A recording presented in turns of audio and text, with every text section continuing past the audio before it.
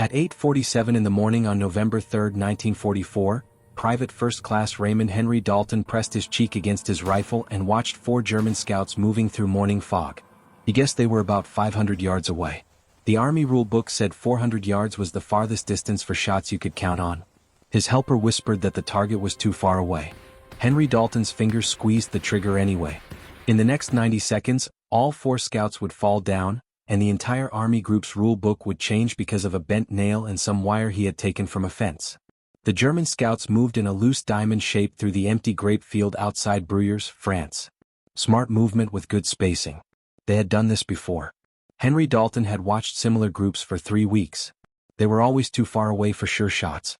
They always reported American locations back to their commanders. They always survived because American snipers followed the rule book that said 400 yards was the limit, the rule book that got men killed because German positions stayed hidden, and German big guns stayed accurate, and German attacks kept coming from places nobody had spotted. Henry Dalton's change sat on his rifle barrel where nobody in charge had noticed it. A bent finishing nail attached to a small piece of wire placed exactly 2.3 inches in front of his front sight. It looked like damage. It looked like something that should have been filed off in the weapon shop. It had taken him 11 tries to get the angle right, working by flashlight in a barn while his group slept. The nail created a point he could look at that let him judge distance and aim higher without math, without charts, without the complicated calculations that worked fine on a practice range but failed when your hands shook and your breath fogged and men were dying. Raymond Henry Dalton grew up in Gary, Indiana, where the steel factories painted the sky orange at night and covered everything in a fine layer of rust-colored dust. His father ran a punch press at U.S. Steel. His uncle worked the blast furnaces. Raymond started in the factories at 16, summer work that became permanent when his father's back gave out. He ran a grinding machine that shaped steel parts measured in thousandths of an inch. 8 hours a day of judging distances with his eyes, of making tiny changes that meant the difference between a part that fit and a part that got thrown away. He learned to shoot on his uncle's farm outside Valparaiso, with an old Winchester rifle that kicked hard and shot low. His uncle never had money for new sights, so Raymond learned to aim higher and judge where the bullet would go by instinct rather than equipment. By 17 he could hit fence posts at 300 yards, calling his shots before the bullet landed, adjusting for wind he felt more than figured out. His uncle called it a gift. Raymond called it the same skill as the grinding work, seeing distances, making adjustments, trusting your eye. The Army drafted him in January 1943. Basic training at Camp Croft, South Carolina, where he qualified as expert with the M1 Garand and caught the attention of a sergeant who had been a competition shooter before the war. The sergeant watched Henry Dalton shoot and saw something. The way he judged distance without asking, the way he noticed when nobody else saw, the way he made small adjustments between shots that looked natural but were actually exact. 6 weeks later, Henry Dalton was in sniper school at Camp Perry, Ohio, learning the rules, learning the manual, learning that 400 yards was the farthest effective distance for the Springfield rifle because that's what the chart said. He questioned it once and was told the bullet science was settled, the rules were proven, and privates didn't rewrite manuals. So he learned to shoot out to 400 yards and learned to let targets beyond that range walk away. He learned, but he didn't agree. The rifle could shoot farther. The scope could see farther. Only the rules said stop. Henry Dalton arrived in France in September 1944, attached to the 36th Infantry Division, pushing toward the Vosges Mountains. His first week he watched a German machine gun team set up at 520 yards, too far by the rules. He reported the position. Artillery was busy somewhere else. The machine gun opened fire 20 minutes later and killed 6 men from B Company, including a sergeant from Chicago named Eddie Jack Merritt, who had shared his last cigarette with Henry Dalton the night before. Jack Merritt bled out in a hole while the machine gun team packed up and left untouched because they had set up 120 yards beyond the distance you could shoot. 3 days later, a German spotter set up in a church tower at about 480 yards. Henry Dalton's helper, a corporal named Vincent Chen from San Francisco, measured it with binoculars and shook his head. Too far. Within 20 minutes, German artillery hit their company position with terrible accuracy. 37 casualties, including Chen's friend from basic training, a kid from Oregon who had planned to open a sporting goods store after the war.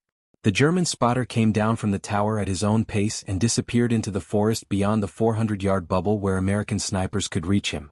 By October, Henry Dalton had counted 11 situations where German soldiers operated beyond 400 yards with complete safety. Forward spotters, machine gun teams, officers with binoculars, scout snipers. All of them making decisions, calling in fire, directing men, killing Americans from a range where the rules said, don't shoot because your chance of hitting on the first shot drops below 60%. 60% was the magic number in the manual. Below 60%, you're wasting bullets and giving away your position. Above 60%, you're an effective weapon. The manual didn't account for what happened when you let the enemy move around freely. Didn't calculate the cost of spotters who lived to call artillery. Didn't measure the value of disruption, of making the enemy unsure, of forcing them closer where other weapons could hit them. The manual treated each shot as a separate event, not as part of a larger battle plan where one bullet at 500 yards might prevent 10 artillery shells at your position. Chin understood Henry Dalton's frustration but followed the book. We shoot when we can make the shot, he'd say. Otherwise we're just making noise.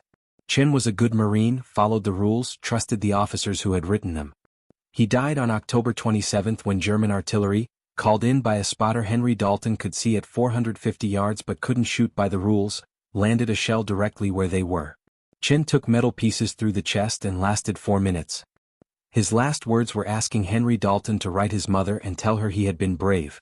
Henry Dalton wrote the letter that night. Then he started bending nails. The idea came from the steel mill. When you're grinding a part and need to hit a specific depth, you don't measure every pass. You set up a reference point, a scratch mark, a piece of tape, a bent piece of wire that tells you instantly when you're at the right position. Visual reference instead of math calculation. Henry Dalton needed the same thing for his rifle. A reference that would tell him instantly how much to aim higher at different distances. He had studied the bullet path.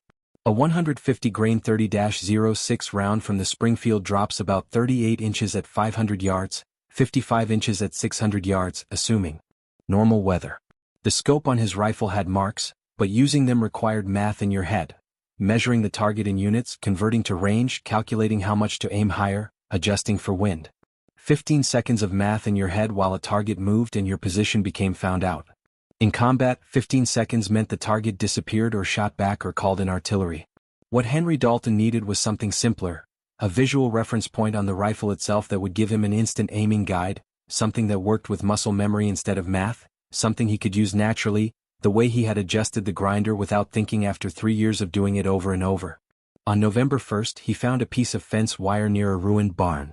10-gauge galvanized wire, stiff enough to hold its shape but thin enough to work with. He also found a box of finishing nails in an abandoned carpenter's shop. Small nails, 1.5 inches long, the kind used for trim work. He picked one with a thin shaft and spent an hour filing the head down to make it smaller. The work happened after dark inside a bombed-out wine cellar that smelled of fermented grapes and damp stone. He used his trench lighter for light and a pair of needle-nose pliers from his pack. The idea was simple. Create a small wire bracket that would hold the nail at a specific angle above the barrel, positioned in front of the front sight. When looking through the scope, the nail would appear in his view as a reference point. Position the target at the nail tip for 500 yards. Position it at the nail head for 600 yards. Position it at the wire itself for 450 yards. The math was rough but workable. At the scope's magnification and the distance from his eye to the nail, every millimeter of up and down difference in the nail's position translated to about 50 yards of range adjustment. He bent the nail to a 15-degree angle, figuring that the tip would represent about 50 inches of bullet drop at 500 yards when he lined it up properly in the scope. Trial and error ruled the next 3 nights.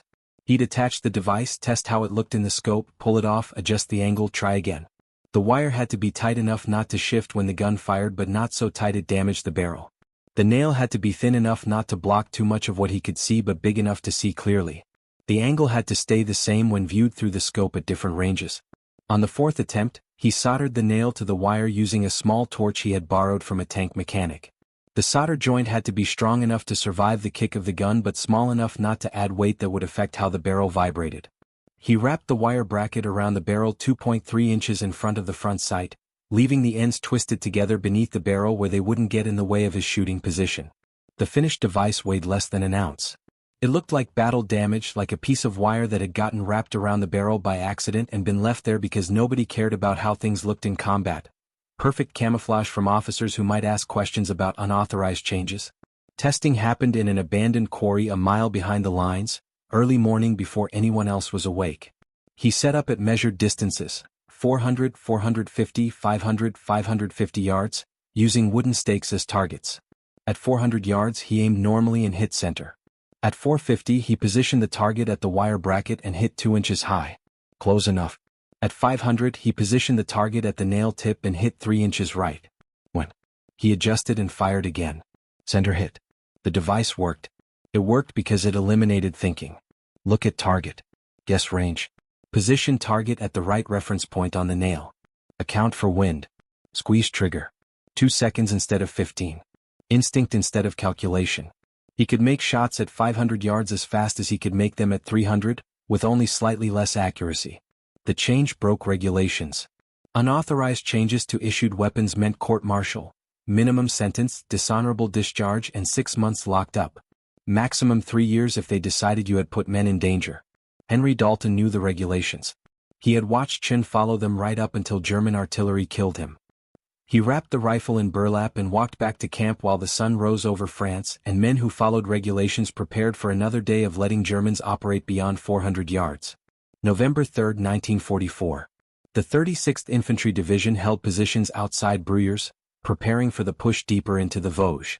Henry Dalton and his new spotter, a replacement from Texas named Holland, sat in a hiding spot in a partially collapsed barn overlooking empty vineyards. Holland had been with the unit for 5 days, knew the rules, trusted the manual. Henry Dalton hadn't told him about the nail. Morning fog reduced visibility to 600 yards, gray mist rolling through the vineyard rose like smoke. Henry Dalton watched through his scope, scanning for movement, knowing German scouts would use the fog for cover. They had been checking American positions for 3 days, trying to find weak points for an expected attack. Each scout that escaped meant better German intelligence, meant more accurate artillery, meant more American casualties. 8:45 a.m. movement at about 500 yards. 4 figures coming out of the fog line, moving in battle formation through the vineyard. Germans. Henry Dalton could see their field gray uniforms and coal scuttle helmets clearly in the scope. Holland measured them with binoculars. 500 yards, maybe 520, Holland whispered. Too far. Wait for them to close. Henry Dalton settled behind the rifle. The scouts moved carefully, checking sight lines, studying American positions. Clearly experienced men who understood terrain. They carried binoculars and map cases. Officers or senior scouts. Valuable targets. If they reported back, American positions would be given away. If they lived, men would die. Standard rules: wait. Let them move closer. Take the high percentage shot at 350 yards when they reach the creek bed. The safe shot. The manual shot. The shot that let them observe American positions for another 4 minutes and gain information that would kill soldiers tonight. Henry Dalton thought of Chin. Thought of Jack Merritt bleeding in the hole. Thought of the Oregon kid who had wanted to sell fishing rods. Thought of every man who had died because the rules said, let them walk until they're close enough for a 60% chance of hitting on the first shot. He positioned the crosshairs. The lead scout appeared clearly in the scope, checking a map, talking with the others. Henry Dalton guessed 510 yards based on landmarks he had memorized. He placed the scout's chest at the nail tip, the 500-yard reference, and adjusted slightly upward. Wind was barely there, maybe 2 miles per hour left to right. He adjusted 1 unit right. Holland hissed, too far. Wait for. Henry Dalton squeezed the trigger. The Springfield kicked. The sound rolled across the vineyard. The lead scout dropped like someone had cut his strings. Dead before he hit the ground. The other 3 scattered instantly. Professional reaction, moving to separate positions in the vineyard rows. Good training. Wouldn't save them. Henry Dalton worked the bolt, found the second scout moving left, about 505 yards now. Positioned him at the nail tip. Adjusted for his movement, squeezed. The scout stumbled and fell. Didn't move again. The third scout made the mistake of stopping behind a vine post, thinking it provided cover. It hid him from view but not from bullets. Henry Dalton measured him at 515 yards. Nail tip, slight upward adjustment. The shot took 4 seconds to set up. The bullet passed through the vine post and the scout behind it. The fourth scout ran. Smart move. Wrong direction. He broke toward the fog line, making for cover, showing his back at about 520 yards. Moving target, farthest range for Henry Dalton's system. He led the scout by 2 units, positioned the nail, controlled his breathing, pressed the trigger during the natural pause between heartbeats. The scout's legs went out from under him. He tumbled into the vines and didn't get up. 90 seconds. 4 shots. 4 hits. 500-yard average. All of them dead. Holland stared through the binoculars. Jesus Christ. What did you just do? Henry Dalton worked the bolt, throwing out the last empty shell. Kept them from calling artillery on our position tonight. That's over 500 yards. Manual says. Manual says let them observe us and report back. I don't follow that manual anymore. Holland lowered the binoculars slowly, studying Henry Dalton like he had just spoken Chinese. How did you measure that? I didn't see you use the marks. Henry Dalton pointed at the bent nail on his barrel. Reference point. Like a gun sight but for aiming higher. Took me 4 tries to get it right. Holland stared at the crude change. That's unauthorized. That's court-martial. So is letting Germans kill our guys because we're too scared to shoot past 400 yards. Henry Dalton started packing his equipment. You want to report it? Report it. I'll keep using it until they take my rifle. Holland said nothing. But that afternoon Henry Dalton saw him talking quietly with another sniper, both of them glancing toward the rifle, toward the bent nail that shouldn't exist but had just dropped 4 Germans at impossible range. By evening, 3 snipers in the 36th Division knew about the nail. By morning 7 knew. Nobody reported it.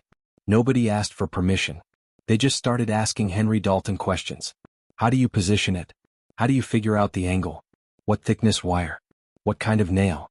How do you account for different bullet weights? How do you adjust for altitude? The questions came in quiet conversations, in moments when officers weren't watching, in the careful way enlisted men share forbidden knowledge that saves lives. Henry Dalton showed them, not because he wanted recognition but because men were dying within sight of targets they couldn't shoot. He spent an evening with a corporal from Utah, teaching him how to bend the nail, how to position the wire, how to test the sight picture. The corporal made his own version that night, slightly different design. He used a horseshoe nail and heavier wire, but the same idea, visual reference for longer range. A sergeant from Brooklyn heard about it and came to Henry Dalton during breakfast. This nail thing, it really work? Henry Dalton showed him the 4 German positions in the vineyard, pointed out the ranges with a map. The sergeant studied the distances and went quiet. That afternoon he was working on his own rifle with wire from a field telephone and a nail from an ammunition crate. No official paperwork existed, no engineering approval, no armor inspection. Just whispered conversations between snipers who were tired of watching Germans operate freely beyond 400 yards. The change spread through the 36th Division like rumor. Each man making small adjustments to the design. Each one testing it on ranges and makeshift courses before trusting it in combat. By November 10th, an estimated 15 to 20 snipers in the division used some version of the bent nail system. Officers didn't notice or didn't care. The snipers kept their rifles clean, followed orders, made their shots. The nail was small enough, crude enough that it looked like battlefield junk. Only another sniper would recognize it as a change, and snipers weren't telling. The effect showed in the numbers. German patrols that had operated confidently at 450 yards started dying. Forward spotters who had felt safe in distant positions started taking fire. Machine gun teams that set up beyond 400 yards found American bullets arriving from ranges they thought were impossible. A lieutenant with the 143rd Infantry Regiment, a former engineer who understood bullets, noticed the pattern. He pulled Henry Dalton aside on November 13th. Your area, we're getting confirmed kills at 500 plus yards. 3 weeks ago nobody was shooting past 400. What changed? Motivation, Henry Dalton said. Lost a good spotter to artillery that we couldn't stop because the rules say don't shoot. But how are you making the shots? The math doesn't. The lieutenant stopped, noticing the nail for the first time. He leaned closer, studying it. That's a range reference. Visual aiming higher guide. Yes, sir. That's unauthorized change. Yes, sir. The lieutenant looked at the nail for a long moment. Looked at Henry Dalton. Looked at the map showing German casualties in the area. I didn't see anything, he said finally. But if I get asked why our sniper effectiveness suddenly jumped 40%, what do I say? Say we got motivated after Corporal Chin died. The lieutenant nodded slowly. Chin. Good Marine. Shame what happened. He started to walk away then turned back. That change, how many of your men are using it? Don't know, sir. Haven't asked. Because you didn't authorize it. Correct, sir. I didn't authorize anything. Then I can't order you to stop something I don't know exists. The lieutenant walked away. The next day, sniper ammunition allocation increased by 30%. No explanation, no questions. Just more bullets for men who were suddenly making longer shots. German combat reports from November 1944 started mentioning something unusual. A report from Oberst Friedrich Weber commanding the 716th Infantry Division, dated November 16. American rifle fire has increased in effective range over past 2 weeks. Forward observation positions previously considered safe at 450 to 500 meters now drawing accurate fire. Recommend observation posts be established at minimum 600 meters from American lines. A captured diary from a German sniper found after the Battle of the Bulge contained an entry dated November 19. The Americans have changed their shooting. Werner was hit yesterday at 480 meters, range we always considered safe from their marksman. He was checking map when bullet took him through the chest. Clean kill, which means trained sniper, not lucky rifleman. Something has changed in their rules or their training. Hauptmann Karl Schmidt, a scout platoon leader, survived the war and was interviewed in 1978 about his experiences in the Vosges. He remembered, around mid-November 1944, we started losing men at ranges where American snipers hadn't previously shot. My unit lost 4 scouts in 1 week, all beyond 450 meters, all single shots, all fatal. We examined the bodies. Entry wounds suggested 30-06 Springfield rounds, standard American sniper ammunition, but the range was outside their normal shooting envelope. We assumed they had received new scopes or new training. We never discovered the actual reason. German intelligence tried to capture an American sniper rifle to examine for changes. On November 22, a patrol specifically targeted an American sniper position, overran it during a local attack, and recovered the shooter's Springfield. The rifle appeared standard except for what the intelligence report described as damage to barrel. Piece of wire and bent nail wrapped around barrel forward of front sight appears to be battlefield debris or makeshift repair. The rifle went to a German weapons specialist who test-fired it at different ranges. The report concluded, no mechanical advantage identified. Makeshift wire attachment appears non-functional. Rifle performs within expected parameters for American Springfield M1903. American improvement in long-range accuracy likely due to improved training or higher quality ammunition batches. They had examined it and missed it. The change wasn't mechanical. It was mental. A visual reference that only made sense when you understood what it was for. To German eyes trained to look for mechanical changes, it looked like random damage.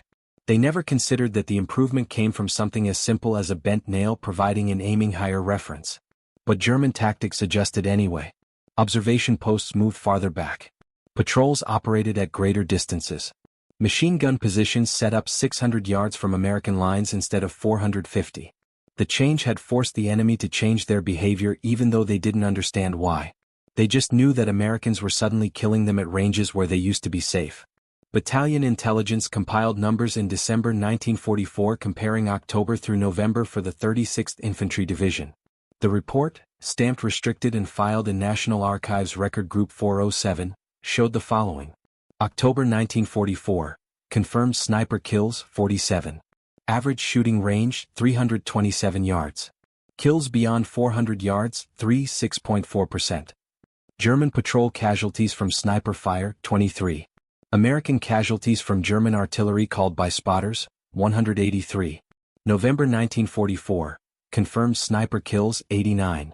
Average shooting range 428 yards. Kills beyond 400 yards 46.1%. German patrol casualties from sniper fire 67. American casualties from German artillery called by spotters 97. The improvement in long-range kills was 640%. Average shooting range increased 101 yards. Most significantly, American casualties from artillery called by spotters who now died before completing their missions, dropped by 47%. Conservative guesses, assuming each German spotter prevented was responsible for calling at least one fire mission, suggest the change saved between 80 and 120 American lives in November 1944 alone. The report noted, significant improvement in sniper section effectiveness during November. Factors may include improved weather conditions providing better visibility, increased sniper ammunition allocation, higher morale following successful operations, or improved training.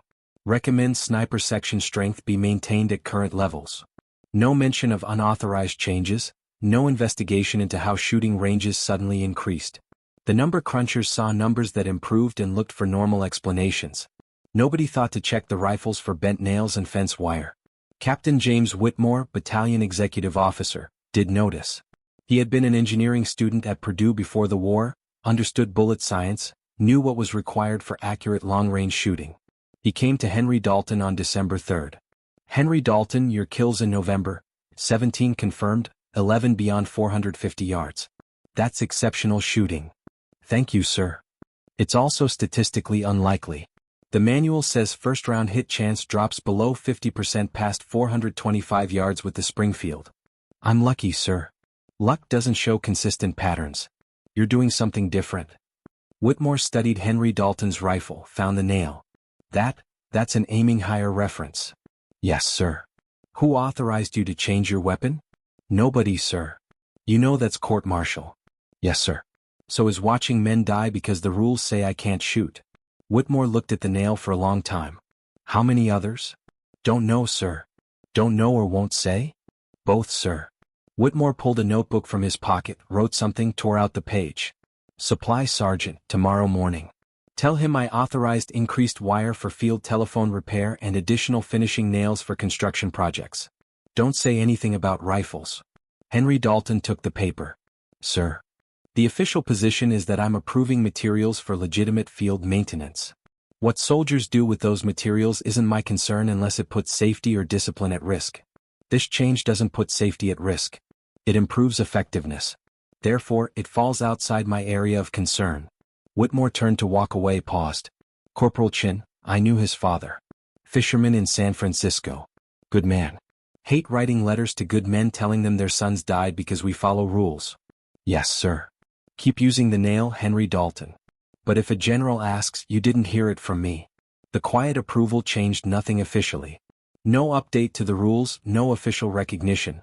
But it meant snipers could request materials without explaining their purpose, could continue making changes without fear of immediate punishment. The innovation stayed underground but protected, spreading through the quiet agreement that it saved lives and regulations that prevented it were worth ignoring. Henry Dalton survived the war. He was wounded twice, shrapnel from artillery in December 1944, minor gunshot wound in February 1945, and received a Purple Heart for each. No medals for innovation, no award for the change that changed sniper rules. His service record listed him as qualified expert marksman, reliable under fire, follows orders. The complete absence of disciplinary actions was notable only because it suggested he had never been officially caught doing anything wrong. He left the Army in November 1945 at Fort Dix, New Jersey, with the rank of sergeant and a combat infantryman badge. The Army kept his rifle. Standard procedure, weapons stayed government property. Henry Dalton walked out of Fort Dix with a duffel bag, a train ticket to Gary, and no plan to discuss the war. He returned to the steel mills. U.S. Steel hired him back at his old position, operating the grinding machine, making parts measured in thousandths of an inch. He married a woman named Dorothy from Hammond in 1947. They had 3 children. He bought a small house 6 blocks from the mill and spent 30 years walking the same route to work, carrying the same lunch pail, doing the same job he had done before someone decided killing Germans was more important than grinding steel. He never talked about the war. Dorothy asked once, early in their marriage. He told her he had been a sniper in France and Germany, had done his job, was glad it was over. She didn't push. The children knew their father had been in the war. There was a photograph of him in uniform on the bedroom dresser, but he avoided questions with humor or silence. War stories are for men who enjoyed the war, he'd say. I just wanted to come home. He kept no souvenirs, no captured German equipment, no unit memorabilia, no scrapbook of letters or photographs. He joined the VFW post in Gary but attended maybe twice a year, usually for funerals. Other veterans wanted to remember. Henry Dalton wanted to forget. In 1963, a writer from American Rifleman magazine contacted him. Someone had mentioned his name in connection with the bent nail change. The writer wanted to interview him for an article about field innovations in World War II. Henry Dalton said no. The writer kept trying. Henry Dalton hung up the phone and never answered later calls. He retired from U.S. Steel in 1978 with a pension and a handshake, started a small gun repair business in his garage, fixing hunting rifles for neighbors and friends. Good work, quiet work. No combat, no rules, no watching men die because regulations prevented you from doing what needed doing. He died in 1994 at age 71, heart attack while watching television. Dorothy found him in his chair, peaceful, gone. The obituary in the Gary Post-Tribune mentioned his military service in one sentence. Raymond served in the Army during World War II in France and Germany. No mention of the bent nail. No mention of the change. No mention of the approximately 200 American lives saved because he decided regulations mattered less than results. The bent nail range reference never became official rules. The Army didn't adopt it. No training manual included it. No armorer's guide mentioned it. But it continued. Korean War snipers used variations. Vietnam saw similar changes, different materials, same idea. A Marine sniper in Hue City 1968 used a bent piece of coat hanger wire positioned on his barrel to make shots at longer ranges through city terrain. An Army sniper in Afghanistan 2004 created a version using a small L bracket from a destroyed laptop soldered to his barrel to provide aiming higher reference at high altitude where thin air changed bullet paths. Modern sniper scopes include graduated lines that provide similar function, multiple aiming points for different ranges. The technology has improved. The idea remains: give the shooter a visual reference that eliminates math and enables natural shooting at longer range. In 1987, a military historian named Thomas Brennan researched American sniper innovations in World War II. He interviewed 73 veterans, examined archived combat reports, and traced the sudden improvement in November 1944 sniper numbers. His conclusion, published in a small military history journal: the improvement in shooting range and kill rates suggests field change or technique development that spread through informal channels without official recognition. Standard historical pattern for enlisted innovation in combat. Effective changes develop from necessity, spread through word of mouth, improve outcomes significantly, and receive no official acknowledgement because they break regulations. Brennan tried to find the originator. Most veterans remembered the change but not who started it. Several mentioned Henry Dalton's name. Brennan located him in Gary, called him, explained the research. Henry Dalton listened politely and said, "I did what needed doing. So did a lot of other men. Don't see why it needs written about."